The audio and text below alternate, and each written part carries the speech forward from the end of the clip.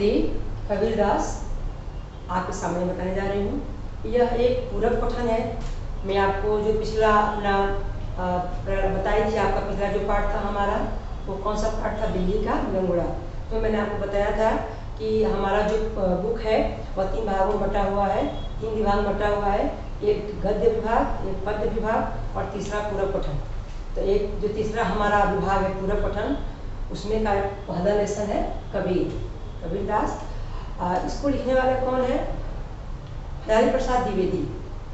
हरिहर प्रसाद द्विवेदी बहुत ही अपने ज़माने के बहुत ही महत्वपूर्ण लेखक हैं। इन्होंने बहुत सारी आलोचनाएं की हैं। यह एक आलोचना है। आलोचना मतलब क्या होता है कि जैसा आपने पुस्तक में भी दिया है कि किसी विषय वस्तु के लक्ष्य को ध्यान में रखते हुए उसके गुण दोष एवं उपयुक्तता का विवेचन करने वाली विधा आलोचना है। अगर कोई चीज़ लिखा गया है, कोई विषय हमने लिखा है या किसी व्यक्ति ने लिखा है, तो उसकी अच्छाई उसकी बुराई दोनों पक्षों को देखकर और उसके बारे में बताना, उसमें क्या अच्छा कहा गया वो भी और क्या बुरा कहा गया है वो भी। ऐसा नहीं कि अगर हम किसी व्यक्ति को बहुत मानते हैं, वो हमारा हितैषी है, तो हम सिर्फ उसकी अच्छाई को ही देखें, उसके अंदर जो बुराई है उसको देखें ही नहीं। ऐसा नहीं है। आलोचना का मतलब क्या होता है कि कोई विषय लिखा गया हो या कुछ भी हो, या हम किसी व्यक्ति की आलोचना कर रहे हैं तो उसके दोनों पक्षों को देखें, अच्छा या बुरा, दोनों को देखें, दोनों के विषय में हम बताएं। ये होता है आलोचना। हरिहर प्रसाद द्विवेदी ने यहाँ कबीरदास जी की आलोचना की है, उनके बारे में बताया वो कैसे लिखे हैं, क्या लिखे हैं, क्या किए हैं। प्रस्तुत पाठ में द्विवेदी जी ने संत कबीर के व्यक्तित्व, उनके उपदेश, उनकी साधना तो तपस्या करते हैं, साधना कोई भी चीज़ एक साधना ही है। पढ़ाई करना, मन लगाकर कोई इच्छे से काम करना, अगर देखा जाए तो अगर साधना मतलब क्या होता है कि अगर हम कोई चीज़ एकाग्रता से अपने मनोरंजन को त्याग कर, अपने शरीर को कष्ट देकर, अपने मन को रोक करके अगर हम करते हैं तो एक साधना है। चाहे वो किसी प्रकार का काम हो, चाहे वो पढ़ाई हो, चाहे आप कोई कविता लिखती हो, कोई पुस्तक लिख रहे हो, कोई कला बना रहे हो, कुछ भी कर रहे हो, वह सब एक साधना है। अगर आप अपना सब कुछ त्याग करके एकाग्र मन से उसको मेहनत से करते हैं तो। उनके उपदेश, उनकी साधना, उनके स्वभाव के विभिन्न गुणों को बड़े ही रोचक, बहुत ही अच्छे ढंग से इसमें दर्शाया गया है, बताया है कि संत कबीर क्या थे और समाज के लिए क्या किए, कैसे संत थे। संत कबीर जो हैं ये भक्ति काल के कवि हैं। भक्ति काल में बहुत सारे कवि थे। 4 कवि जो फेमस थे, प्रसिद्ध थे, उसमें संत कबीरदास, तुलसीदास, सूरदास और मीराबाई। बाकी और भी कवि थे, लेकिन ये जो 4 कवि हैं ये अपने काल के, भक्ति काल के बहुत ही प्रसिद्ध कवि रहे हैं। इसमें मतलब ये माना गया है कि जो ये 3 कवि हैं, सूरदास, तुलसीदास और मीराबाई, ये सगुण भक्ति धारा के हैं और जो कबीरदास जी हैं निर्गुण धारा के हैं। 2 धाराएं इसमें थी। सगुण धारा मतलब क्या होता है कि किसी को सामने आराध्य मानना, समझना, यानी किसी को भगवान समझ करके उनका वर्णन करना, किसी व्यक्ति के बारे में वर्णन करना, ऐसा। तो तुलसीदास जी ने राम जी को अपना आराध्य देव माना, सूरदास जी ने कृष्ण जी को माना, मीराबाई ने भी कृष्ण जी को माना। लेकिन जो कबीर जी हैं इन्होंने किसी को अपना आराध्य नहीं माना। कबीरदास जी थे वो पूजा पाठ, जो भी अपने अंधविश्वास के जो आडंबर हैं उसको उन्होंने नहीं माना। उन्होंने कर्म को, प्रकृति को, सूर्य को, इन सब चीज़ों को उन्होंने ज़्यादा भाव दिया है जो हमारे सामने दिखता है। जैसे कबीर का एक दोहा है, मैं बता दूँ आपको। उन्होंने कहा कि अगर पत्थर पूजने से भगवान मिल जाते तो मैं पहाड़ कोई नहीं पूज लेता, उससे अच्छा तो वो पत्थर की चक्की है जिसके पीसने से, जिसमें हम अन्न को पीसते हैं तो पूरे संसार का पेट बढ़ता है। कवि ने कहा है, कबीर जी ने कहा है कि पाथर पूजे हर मिले मिले तो मैं पूजू पहाड़, कहते थे चक्की भली जो पीस खाए संसार। ऐसा कबीरदास जी ने कहा है। तो कबीरदास जी ऐसे पत्थर पूजने को, जो अंधविश्वास थे, बाह्य आडंबर थे, जो समाज में कुरीतियाँ फैली थी, जाति पाति ये सब, हम मैं बड़ा हूँ वो छोटा है, इन सब चीज़ों को बहुत ही लोगों को समझाते थे। आज तो बहुत खुलकर निंदा करते थे, इसमें वो डरते नहीं थे। वो चाहे राजा हो या कोई रंग हो, कोई भिखारी हो या राजा हो, वो सबको बोल देते थे। वो उनकी वाणी बोलते हैं बहुत ही मतलब कटु थी। वो फक्कड़ थे, एक फकीर जैसे थे। वो किसी से डरते नहीं थे, जो सही था उसी के लिए वो लड़ते थे और वही बोलते थे। उनकी वाणी उनकी कहा गया है कि उनकी वाणी जैसा आज तक किसी की वाणी नहीं हुई। बहुत लोगों ने उसका अनुकरण किया, मतलब वैसा करने की कोशिश की, लेकिन आज तक कोई कामयाब नहीं हुआ। अब लेखक क्या कह रहे हैं वो आपके सामने हम बता रहे हैं। हिंदी साहित्य के हजारों वर्षों के इतिहास में कवि जैसा व्यक्तित्व लेकर कोई लेखक उत्पन्न नहीं हुआ है, ऐसा हमारे लेखक कह रहे हैं द्विवेदी जी। महिमा में यह व्यक्तित्व केवल एक ही प्रतिद्वंदी जानता है, तुलसीदास। कह रहे हैं द्विवेदी जी कि कवि जैसा व्यक्तित्व किसी कोई लेकर पैदा नहीं हुआ, लेकिन अगर कोई प्रतिद्वंदी यानी कॉम्पिटिटर रहा है, कोई कंपटीशन कर सका है कबीरदास का, तो वो रहे हैं तुलसीदास। तुलसीदास और कबीरदास दोनों की तुलना हम कर सकते हैं। और कवि के व्यक्तित्व तुलसीदास और कवि के व्यक्तित्व दोनों में बड़ा ही अंतर रहा है। यद्यपि दोनों ही भक्त हैं, ये दोनों भक्त थे, परंतु दोनों स्वभाव और संस्कार दृष्टिकोण में एकदम भिन्न थे। पर दोनों का स्वभाव संस्कार जो था दोनों एकदम अलग अलग भिन्न था। मस्ती, पकड़काना स्वभाव और सब कुछ ही ढाड़ प्रकार चल देने वाले तेज ने कबीर को हिंदी साहित्य का अद्वितीय यानी सबसे अलग अनोखा, उनके जैसा कोई नहीं, ऐसा एक संत बना दिया। ये जो थी इनकी वाणी थी बहुत ही फक्कड़ जैसी थी और फकीर जैसे रहते थे। मतलब जो भी था मुंह पे बोलना, भले वो कड़वा लगे लेकिन वो सामने लोगों को सुना देते थे और मस्ती में रहते थे। ना आगे अतीत के बारे में सोचते थे, ना भविष्य के बारे में सोचते थे, वर्तमान में क्या चल रहा है जो सच है उसी का साथ देते थे। उनकी वाणी में सब कुछ को पाकर उनका सहज व्यक्तित्व आता है। उनकी वाणी क्या है, सब कुछ मिल गया और उसमें सारा समाज समा गया, इस तरह की उनकी वाणी थी। उसी ने कबीर की वाणी में अनायास जीवन धारा भर दिया और यही जो विशेषता थी उनकी वाणी में, अनायास ही उसमें जीवन की धारा को समाहित कर दिया, जीवन की धारा को मिला दिया। कबीर की वाणी का अनुकरण नहीं हो सकता। कबीर की अनुकरण होता है उनके जैसा ही पालन करना, यानी कबीर जो की वाणी थी वैसा कोई अनुकरण नहीं कर सका, वैसा कोई कर नहीं पाया। अनुकरण करने की सभी चेष्टाएं व्यर्थ सिद्ध हुई। बहुत लोगों ने अनुकरण करने की कोशिश भी की, तो वो सारी चेष्टाएं क्या हुई, व्यर्थ सिद्ध हुई, बेकार हुई। दूसरा पैराग्राफ में दिया है, कबीरदास जी की वाणी वह लता है जो योग के क्षेत्र के भक्ति का बीज पढ़ने में अंकित होती है। कबीरदास जी की जो वाणी है वो योग के क्षेत्र, योग मतलब साधना, योग के क्षेत्र में भक्ति का बीज डालने से अंकित होता है। यानी जो लोग साधना करते हैं, तपस्या करते हैं, उसमें जो उनकी वाणी है ना वो एक बीज का काम करती है, बीज जो अंकित होता है वैसा काम करती है। उन दिनों उत्तर के हठ योगियों और दक्षिण के हठ योगियों, एक साधुओं का होता है ना मठ होता है, ऐसा उसको कहा जाता है, और दक्षिण के भक्तों में मौलिक अंतर, दोनों में बहुत अंतर था। एक टूट जाता था पर झुकता न था, एक उसमें था वो टूट गया लेकिन झुकता नहीं था, और दूसरा झुक जाता था पर टूटता नहीं था। ऐसा समाज में बहुत सारे साधुओं का मठ भी चल रहा था। एक के लिए समाज की उच्च नीच भावना मजाक और आक्रमण का विषय था, दूसरे के लिए मर्यादा और स्फूर्ति का था। दोनों के विचारों में बहुत ही अंतर था। एक समाज की भावनाओं को मजाक समझता था और दूसरा समाज की भावनाओं को बहुत मानता था, उसको समझता था, उसको भाव देता था। संसार में भटकते हुए जीवों को देखकर करुणा के अश्रु से भी कातर नहीं होते, बल्कि और भी कठोर होकर उसे फटकार बनाते। वे सारे जगत के पाप को अपने ऊपर ले लेने की वांछा से ही विचलित नहीं हो पड़ते थे, बल्कि और भी कठोर और शुष्क होकर स्वयं कबीर का उपदेश देते थे। इसमें कहा गया है कि जो कबीरदास जी हैं वो लोगों के दुख को देखकर कातर नहीं होते थे, यानी कि उनके दुख को देखकर उनके अंदर दया नहीं आती थी, वो उनको और उल्टा सुनाते थे, उनको दुख देखकर बोलते थे कि तुम अपने दुख के लिए लड़ो, अपने हक के लिए लड़ो। वो लोगों को समझाते थे कि तुम्हारा दुख कैसे आया है, उस दुख का निवारण करो, उसका कारण ढूंढो और उसका अंत करो, न कि तुम डरो।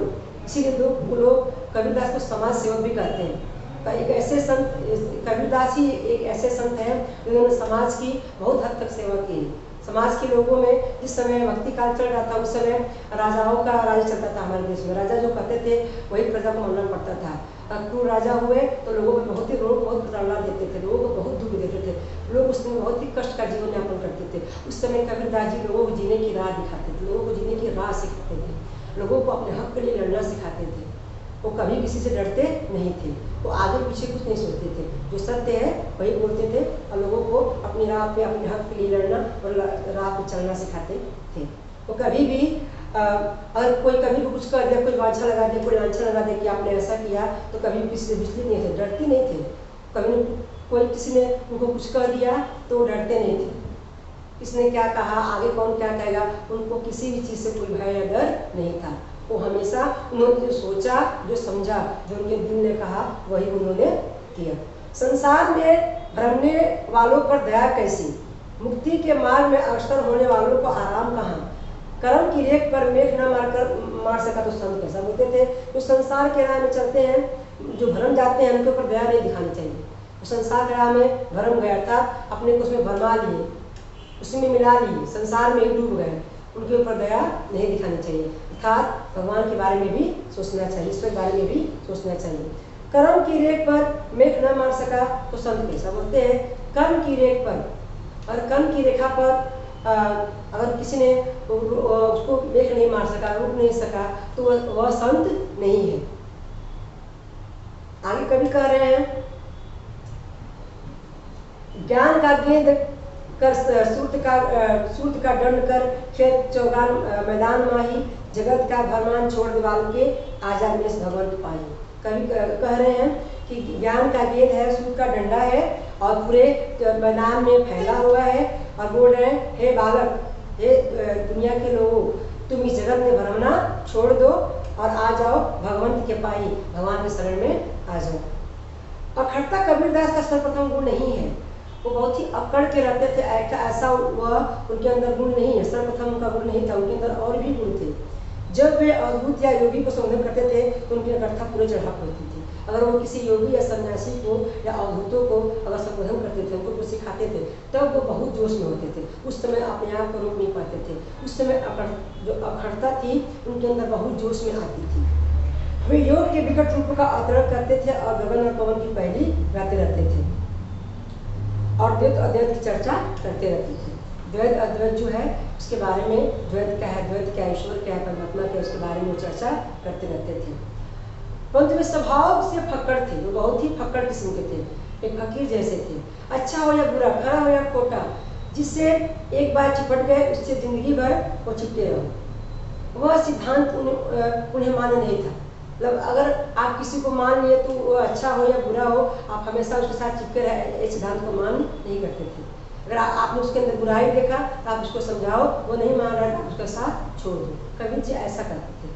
वे सत्य के जिज्ञासु थे और कोई मोह ममता उन्हें अपने मार्ग से विचलित नहीं कर सकती थी। वो हमेशा सत्य का साथ देते थे और कोई भी मोह आ जाए, किसी प्रकार का मोह, कोई ममता, स्नेह, उनको उस मार्ग से विचलित नहीं होती थी, यानी हटाती नहीं थी, उनको भटकाती नहीं थी। वे अपना घर जलाकर हाथ में उनाड़ा लेकर निकल पड़े।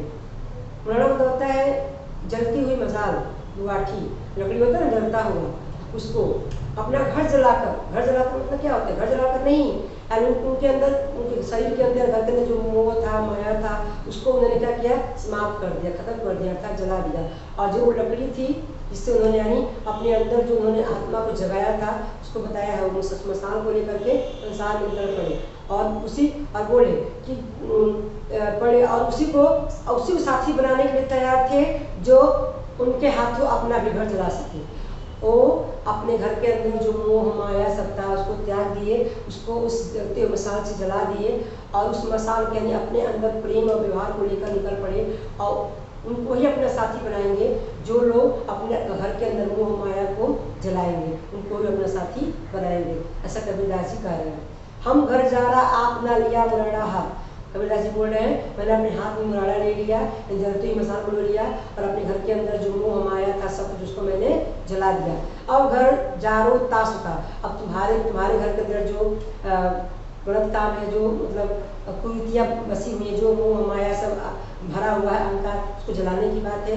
जो चले हमारे साथ, जो हमारे साथ चलेगा और उसके घर के अंदर जो मोह माया है उसको जलाने की बात है। अगर वो जलाएगा तो मेरे साथ चलेगा, मेरे साथ रहेगा। वे सिर से पैर तक मस्त मौला थे, मस्त जो पुराने कृत्यों का हिसाब नहीं रखता, जो चीज बीत गया उसका हिसाब नहीं हो, सिर से पैर तक मस्त मौला ना, अरे क्या मौला है, फकीर है, न उसको आगे की चिंता, न पीछे की चिंता, न भविष्य का चिंता, बस जो है सो है, वो सामने दिखा उसको समझाते रहो, उसको अच्छा राह दिखाते रहो, बाकी अपने पीछे का चिंता नहीं है। वर्तमान कर्मों को सर्वस्व नहीं समझता और भविष्य में सब कुछ झाड़ फटकार निकल जाता है। वर्तमान में जो चल रहा है उसको सब कुछ नहीं समझते, भविष्य में जो होगा झाड़ फटकार निकल जाता है, जो होगा वो देखा जाएगा। जो दुनियादार किए किराए का लेखा जोखा दुरुस्त रखता है वह मस्त नहीं हो सकता। जो दुनियादारी का ही हुआ वो होगा, उसका लेखा जोखा रखेगा वह कभी मस्त नहीं हो सकता। सही बात है, ये हम भी जानते हैं कि जो लोग सब पछड़े पड़े रहते हैं, उसने ऐसा कहा, वो यह किया, उसके पास इतना धन हो गया, वह ये करेगा, वह कभी सुखी नहीं रह सकता, वह मस्त नहीं रह सकता। जिसको किसी भी चीज़ की फिक्र नहीं रहती है, चिंता नहीं रहती है, वही मस्त रह सकता है। जैसे कबीरदास जी मस्त थे। जो अतीत का चिट्ठा खोले रहता है वह भविष्य का काल से नहीं बदलता। जो अपने अतीत पीछे बीते हुए चीज़ों को हमेशा याद करता रहता है वह कभी भी अपने भविष्य को उज्ज्वल नहीं कर सकता है, उसको अच्छे तरीके से देख नहीं सकता, उसका प्राणदर्शी नहीं बन सकता है। जो मतवाला है वह दुनिया के माप जो से अपनी सफलता का हिस्सा नहीं हो सकता। जो मतवाला है, जो मस्ती है, जो अपने मन में मौला है, मतवाला है, मस्ती में रहता है, उसको दुनिया के माप जोखे से कुछ मतलब ही नहीं है। अगर वह ऐसा करेगा तो उसको कभी भी सफलता नहीं मिलेगी, इसीलिए वह दुनिया का लेखा जोखा का हिसाब रखता ही नहीं है। कबीर जैसे फक्कड़ को दुनिया की होशियारी से क्या वास्ता है? कबीर जैसे फक्कड़ संत को दुनिया की होशियारी चलाने से क्या वास्ता है, क्या मतलब है, इनको क्या लेना देना है? ये प्रेम के मतवाले थे, मगर अपने को उन दीवानों में नहीं गिनते थे जो मासूक के लिए सर पर कफन बांध कर चलते हैं। ये प्रेम के मतवाले थे, उन्हें अपने को वैसा नहीं गिनते थे जो अपने प्रेमी के लिए, मासूक के लिए, मासूक होता है प्रेमी, उसके लिए सर पे कफन बांध के घूमते हैं, चाहे कुछ भी जान चलेगा, लेकिन मैं अपने प्रेमी को प्राप्त करके रहूँगा, मैं उसके लिए कुछ भी कर सकता हूँ। ऐसे कबीरदास जी नहीं थे। हमन है इश्क मस्ताना, हमन को होशियारी के, कबीर जी कह रहे हैं हमारा इश्क मस्ताना है, हमको होशियारी से कुछ लेना देना नहीं है, चालाकी से लेना देना नहीं है। रहे आज़ाद या जग से हमन दुनिया से यारी, क्या बोलते हैं, हमें तो जग में आज़ाद रहना है, हमको इस दुनिया से कोई यारी या दोस्ती निभानी नहीं है। जो बिछड़े हैं प्यारे से भटकते दर बदर चलते, जो अपने मासूक से प्रेम प्यारे से बिछड़ गए हैं वो दर बदर दुनिया में भटकते फिरते हैं।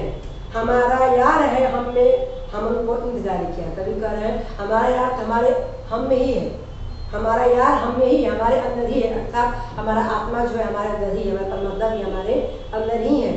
तो हमको इस दुनिया, हम उनको इंतजार ही किया, हमको किसी का इंतजार ही नहीं है। जो अपने मासूक से प्रेम करते हैं वो इस दुनिया में दर दर भटकते फिरते हैं। हमारा यार, हमारा जो भगवान है वो तो हमारे अंदर ही है, हमको किसी का इंतजार ही नहीं है। इसीलिए ये फक्कड़ राम किसी के धोखे में आने वाले नहीं थे, कभी किसी के धोखे में नहीं आते थे। दिल जम गया तो ठीक है, और न जमा तो राम राम करके आगे चल दिए। योग प्रक्रिया को उन्होंने डट कर अनुभव किया पर जची नहीं। योग प्रक्रिया में जो होता है ना, साधना करना, बैठकर तपस्या करना, कबीरदास जी ने बहुत उसको चाहा, अनुभव किया, लेकिन उनको जची ही नहीं, क्योंकि वो बैठ के साधना करने वाले थे ही नहीं। वो कड़क बोलने वाले थे, उनका स्वभाव कड़क था, कड़क बोल के सबको समझाना था, समाज सुधारना था, सब कुछ करना था। हमको अतीत के बारे में कुछ मतलब नहीं था, क्या आगे होगा कुछ नहीं, जो चल रहा है उसको सुधारो और अपना काम करो, मस्त थे। इसीलिए उनको कभी भी योग क्या होता है, बहुत भी बैठना पड़ता है, ना ध्यान लगाना पड़ता है, ऐसा था। इसीलिए योग कभी उनको जमा नहीं। उन्हें यह परवाह नहीं थी कि लोग उनकी असफलता पर क्या टिप्पणी करेंगे, उनको यह परवाह नहीं थी कि लोग अगर असफल हो गए तो लोग उनके बारे में क्या कहेंगे, क्या टिप्पणी करेंगे। उन्होंने बिना लाल लपेट के, बिना झिझक और संकोच के ऐलान किया कि आसमान का आसरा छोड़ प्यारे, आसमान का पूरी दुनिया का आसरा छोड़ दे प्यारे, उलट दे घट अपन जी, उलट कर अपने जी, अपने आत्मा को ही देखो। तुम आप में आप तहकीक करो, तुम अपने आप में ही अपने आप को तहकीक करो, अर्थात खोजो, उसका खोजबीन करो, तहकीकात करो। तुम छोड़ो मन की कल्पना जी, और मन की जो कल्पना है, जो मन क्या है, कल्पना करता है, उठता है, यहाँ जाता है, वहाँ जाता है, उसकी कल्पना छोड़ दो। अपने आत्मा को देखो, अपने आप की तहकीकात करो, अपने आत्मा के अंदर उसकी तहकीकात करो, उसको खोजो। आसमान अर्थात गगन चंद्र की परम ज्योति, जो वस्तु केवल शारीरिक व्यायाम और मानसिक श्रम दमाद का साध्य है वह चरम सत्य नहीं हो सकता। कबीर जी बोले हैं, जो हमारे द्विवेदी जी कह रहे हैं कबीर जी के बारे में, कि जो वस्तु केवल शारीरिक व्यायाम और मानसिक श्रम दमाद का साध्य है, जो वस्तु है वो हमारे मन को या हमारे शरीर को सुख पहुंचाती है, वो कभी भी हमारे सत्य तक हमको नहीं पहुंचा सकती, वो हमारा साध्य नहीं हो सकता, यानी हमारा लक्ष्य नहीं हो सकता है। केवल शारीरिक और मानसिक कवायदा कहते हैं, केवल शारीरिक और मानसिक कवायदा जो है सिर्फ दिखने वाली ज्योति जड़ चित्त की कल्पना मात्र है, या केवल एक कल्पना मात्र है, या एक जड़ है, जड़ मतलब क्या होता है, एक ही जगह रहता है, वो कभी हमको दिखाई नहीं देता है, वो जड़ है, वो कभी प्रक्रिया नहीं कर सकता है। वह भी बाह्य है, कबीर ने कहा। और आगे चलो, केवल क्रिया बाह्य है, ज्ञान चाहिए, बिना ज्ञान के योग व्यर्थ है। बोलते हैं क्रिया क्या है, बाहरी क्रिया है, वो बिना ज्ञान के जो है वो तुम्हारा जो योग है वो व्यर्थ है, वह बेकार है। परंतु ये स्वभाव से पकड़ थे, अच्छा हो या बुरा, खरा हो या खोटा, जिससे एक बार चिपट गए उसे जिंदगी भर चिपटे रहो। यह सिद्धांत उन्हें मान्य नहीं था। वे सत्य की जिज्ञासु थे, वे सत्य को चाहते थे, उन्हें कोई मोह माया कुछ भी नहीं था। पेज है आपके सामने। कबीर की यह घर फूक मस्ती, फकराना लापरवाही और निर्मम अखंडता उनके अखंड आत्मविश्वास का परिणाम थी। उनका जो आत्मविश्वास था अखंड था, कभी नहीं मिटने वाला था, पूरी दुनिया में फैला अखंड, जो कभी नहीं बुझे, अखंड चलने वाला, लगातार चलने वाला। यह जो लापरवाही थी, जो फकराना था, जो उनके अंदर जो आत्मविश्वास था, यह पूरी दुनिया में क्या बोलते हैं, पूरी दुनिया में अखंडता की तरह हमारे सामने आया। उन्होंने कभी अपने ज्ञान को, अपने गुरु को, अपनी साधना को संदेह की नजरों से नहीं देखा। कभी भी अपने गुरु पर संदेह नहीं किए, अपने ज्ञान पर संदेह नहीं किए कि नहीं मेरा ज्ञान सही नहीं है, मेरे गुरु सही नहीं है। अपनी साधना जो उनकी तपस्या थी उस पर कभी संदेह नहीं किया, नहीं मैं जो किया हूँ वो सही नहीं है, बाकी लोग सही कर रहे हैं, कभी उन्होंने अपने भी संदेह नहीं किया। अपने प्रति उनका विश्वास कभी टिका नहीं, कभी डगमगाया नहीं कि मैं सही नहीं हूँ। कभी कभी होता है ना, कभी आम इंसान जो हम लोग हैं, कभी अपने किए पर भी हमको लगता है कि मैं गलत हूँ या सही हूँ। जरूर एक बार हमको सोचना पड़ता है, लेकिन कभी अपने पे शक नहीं किया, कभी उनका मन टिका ही नहीं मैं गलत हो सकता हूँ। उनका अपने पे विश्वास था। कभी गलती महसूस हुई तो उन्होंने एक क्षण के लिए भी नहीं सोचा कि इस गलती के कारण वे स्वयं हो सकते हैं। कभी गलती भी हुआ, कभी नहीं सोचे हो कि अरे शायद मेरे से ही गलती हो, कभी दास ने ऐसा सोचा नहीं। उनके मत से गलती बराबर प्रक्रिया में होती थी, मार्ग में होती थी, साधना में होती थी। उनके हिसाब से जो गलती है वो साधना में है, रास्ते में है, तपस्या करने में है, और जो प्रक्रिया होती है, कर्म हो रहा है उसमें है, जो हम कर्म कर रहे हैं उसमें है, हमारे में गलती नहीं है, जो क्रिया किया जा रहा है उसमें गलती है। कबीरदास के हिसाब से वे वीर साधक थे और वीरता अखंड आत्मविश्वास को आश्रय करके ही पहुंचती है। वो बहुत ही बड़े एक साधक थे, वीर थे, और आत्मविश्वास जो है वह वीरता का आश्रय सहारा लेकर के आगे बढ़ती है। कबीर के लिए साधना एक विकट संग्राम अस्त्री थी। कबीर के लिए जो साधना है, तपस्या परी पूरी हो, वो ये जगह बैठ नहीं सकते थे, एकाग्र नहीं हो सकते थे, चलना फिरना, लोगों को समझाना, यही काम था उनके लिए। विकट अस्त्री थी, बहुत ही कठिन जगह था, जहाँ कोई विरला ही सूर टिक सकता है, जहाँ कोई बहुत विरल होता है, बहुत इक्का दुक्का जो सूरवीर है वही टिक सकते हैं, बहुत कम लोग टिक सकते हैं, इनके अंदर बहुत एकाग्रता हो वही टिक सकते हैं, सब लोग नहीं टिक सकते हैं।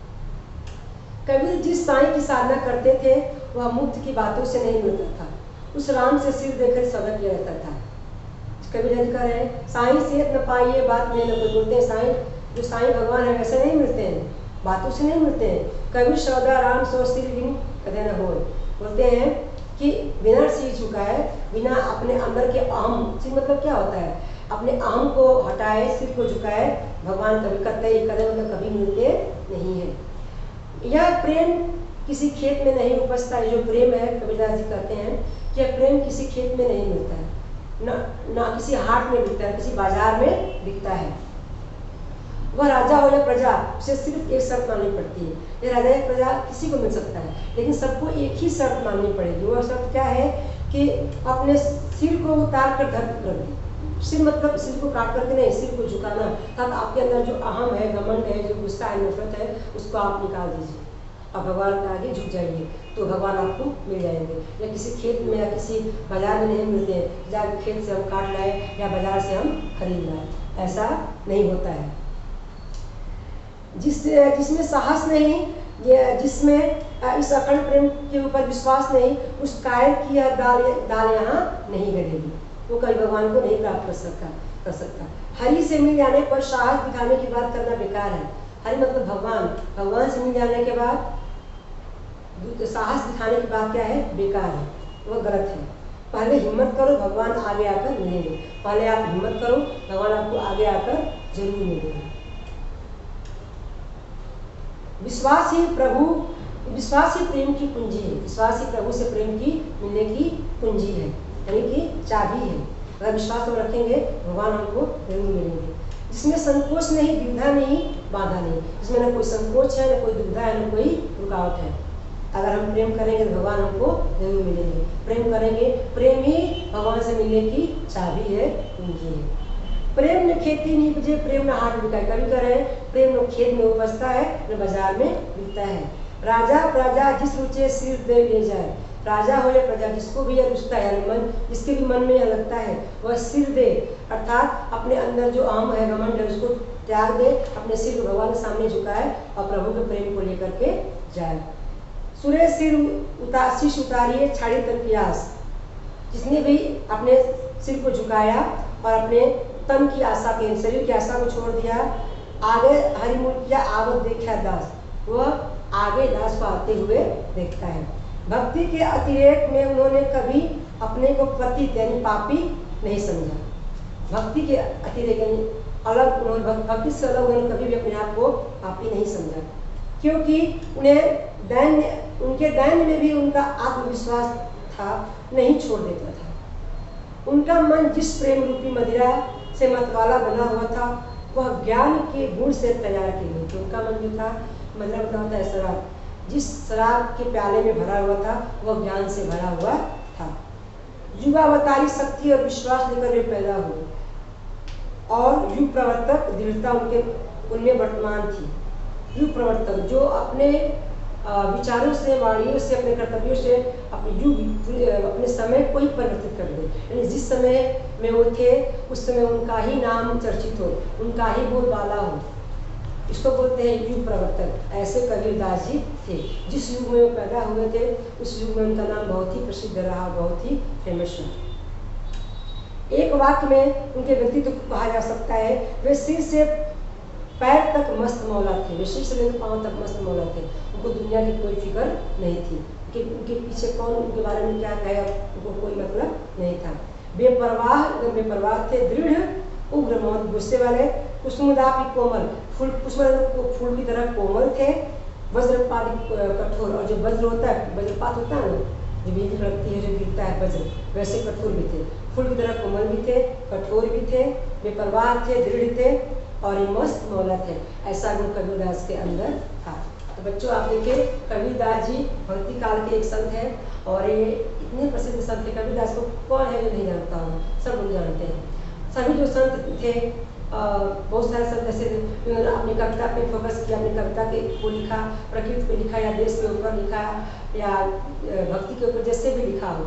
इन कबीरदास जी ने केवल न भक्ति को लिया, न प्रकृति को लिया, उन्होंने समाज को लिया, समाज के ऊपर कविता लिखा, और समाज में जो हो रहा था उस पर आवाज़ उठाया। उस समय समाज में जो कुरीतियाँ थी, जो अंधविश्वास था, जो आर्थिकता फैला था, उससे जो कबीरदास जी है वो लोगों को समझाए। उनके अंदर जिस समय कबीरदास जी थे उस समय लोग उतना पढ़े लिखे नहीं थे, उतना ज्ञान उन लोगों के पास नहीं था, और लोग बहुत डरते थे।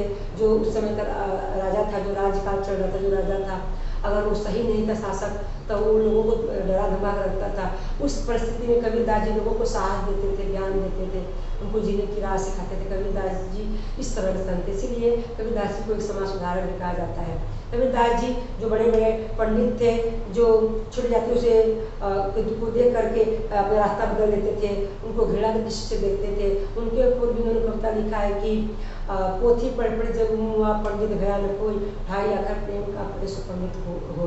कबीरदास जी ने कहा है कि बड़ी बड़ी पोथी पढ़ने से कोई पंडित नहीं बन जाता है। उन्होंने पंडितों के ऊपर कमेंट किया है कि बड़ी बड़ी पोथी पढ़ने से कोई पंडित या प्रधान विद्वान नहीं बन जाता है, अगर उसके अंदर प्रेम नहीं है तो विद्वान नहीं है। अर्थात उसके अंदर जो प्रेम का ढाई अक्षर है, उसने अगर नहीं सीखा तो उसके पास ज्ञान नहीं है और पंडित नहीं है। और जिसने प्रेम का ढाई अक्षर सीख लिया, वो पोथी नहीं भी पढ़ा तो विद्वान है कबीर की नज़रों में। तो कबीरदास जी इस तरह लोगों को समझाते थे, ज्ञान देते थे।